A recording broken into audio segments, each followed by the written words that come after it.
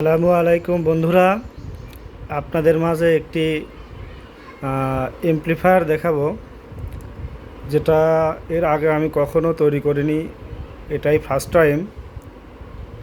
তো আপনারা দেখতে পাচ্ছেন যে এমপ্লিফায়ারটির সামনের লুকটি একটি পাওয়ার সুইচ ইউজ করা হয়েছে, কারোকে মডেলের বেস্টন সার্কিট, একটি 4 ভলিউমের স্টেরিও বেস্টন সার্কিট এবং দুইটি টগল সুইচ ইউজ করা হয়েছে। একটিতে ব্লুটুথ পাওয়ার অন অফ করার জন্য এবং আরেকটি হচ্ছে আপনার এই যে কারোকে মডেলের বেস্টন সার্কিট এবং চায়না 4 ভলিউম বেস্টন সার্কিট দুটি আলাদা করার জন্য এক সময় এক একটা বাজানোর জন্য অপর সুইচটি ইউজ করা হয়েছে।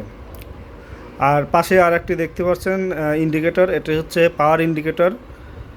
তো আপনাদের মাঝে আমি একটু অন করে দেখাই। এই যে দেখতে পাচ্ছেন পাওয়ারটা অন করছি, zero noise, zero noise, zero noise, zero noise, কোনো নয়েজ নেই। তো এখন আপনাদের আমি এমপ্লিফায়ারের ভিতরের অংশটি দেখাবো। এই যে একটি হচ্ছে আপনার চায়না স্টেরিও বেস্টন সার্কিট এবং আরেকটি হচ্ছে কারোকে মডেলের চায়না স্টেরিও সার্কিট বেস্টন সার্কিট।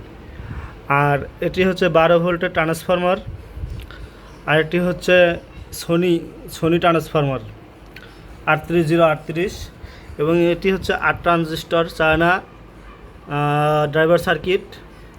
দুটি হাই কোয়ালিটির হচ্ছে ক্যাপাসিটার ইউজ করা হয়েছে, একটি হাই স্পিড ফ্যান ইউজ করা হয়েছে। আর এখানে দেখতেই পাচ্ছেন আর কি আছে। হ্যাঁ, আরেকটি সিস্টেম আছে, এই যে এখানে সরাসরি সকেট সিস্টেম করা, মানে কোনো ওই তার ঢুকানোর কোনো অপশন নাই। একদম আপনি মন চাইলেই সুন্দরভাবে এটা খুলে দিতে পারবেন, আবার মন চাইলেই এটা লাগাতে পারবেন, কোনো সমস্যা নেই। তো সব কিছু মিলিয়ে আলহামদুলিল্লাহ খুব সুন্দর হয়েছে।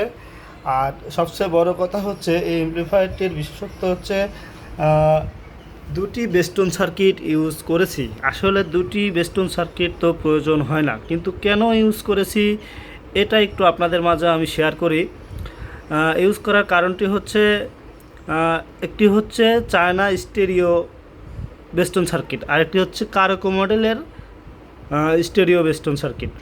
দুটি বেস্টন সার্কিটের ফিল দুই রকম এবং দুই রকম ফিল নেওয়ার জন্যই দুটি বেস্টন সার্কিট ইউজ করেছি। তো বুঝতেই পারছেন আসলে এমপ্লিফায়ারটি কত সুন্দর হয়েছে। আমার কাছে সুন্দর হয়েছে, আপনারা জানাবেন আসলে কেমন হয়েছে। ধন্যবাদ। আসসালামু আলাইকুম।